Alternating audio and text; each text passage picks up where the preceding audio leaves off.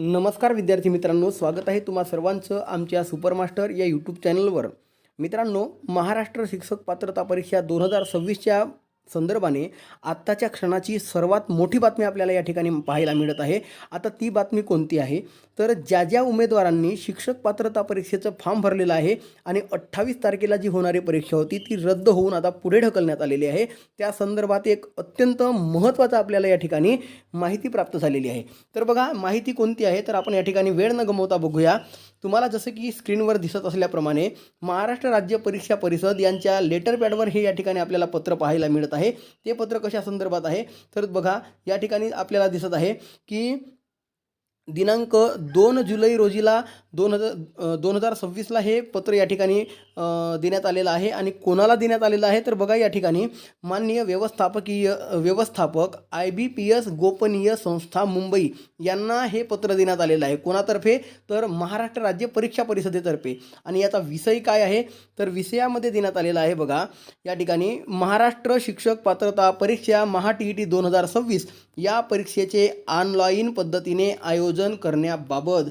मित्रांनो, यापूर्वी जी शिक्षकांची अभियोग्यता व बुद्धिमत्ता चाचणी घेणारी संस्था होती ती IBPSच होती। आणि याच संस्थेला पुन्हा या ठिकाणी TET या परीक्षेचं आयोजन करण्याची जबाबदारी देण्यात येत असल्याचं आपल्याला या ठिकाणी स्पष्टपणे दिसून येत आहे। आता आजपर्यंत 2013 पासून ते आजपर्यंत 2026 पर्यंत जी शिक्षक पात्रता परीक्षा झाली ती ऑफलाईन पद्धतीने झालेली आहे। आणि या वर्षीचा पेपर फुटल्यामुळे आता यांनी असा निर्णय घेतला आहे की या परीक्षेचं आयोजन ऑनलाईन पद्धतीने करण्यात यावं। बघूया याबद्दलची सविस्तर माहिती। तर बघा, या ठिकाणी आपल्याला दिसत आहे, जसं की मी तुम्हाला झूम करून दाखवतोय बघा, महोदय, उपरोक्त संदर्भीय क्रमांक 1 अन्वये महाराष्ट्र शिक्षक पात्रता परीक्षा TET 2026चे आयोजन दिनांक 28 जून रोजी होणार होतं।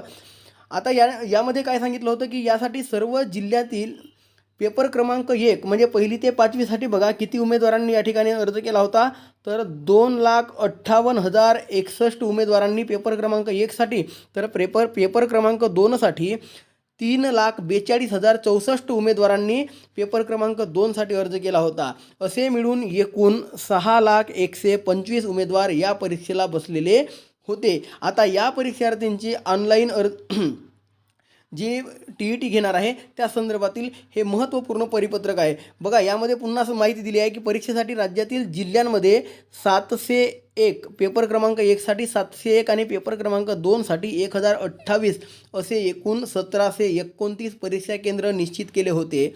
परीक्षा केंद्रावर सकाळ दुपार अशा 2 सत्रांमध्ये परीक्षेचे आयोजन करण्यात आले होते। परंतु उपरोक्त कार्यालयाचे संदर्भ क्रमांक 2 जाहीर प्रकटनाद्वारे महाराष्ट्र शिक्षक पात्रता परीक्षा म्हणजेच TET 2026चं आयोजन 28 जूनला न घेता सदर परीक्षा पुढे ढकलण्यात आलेली आहे।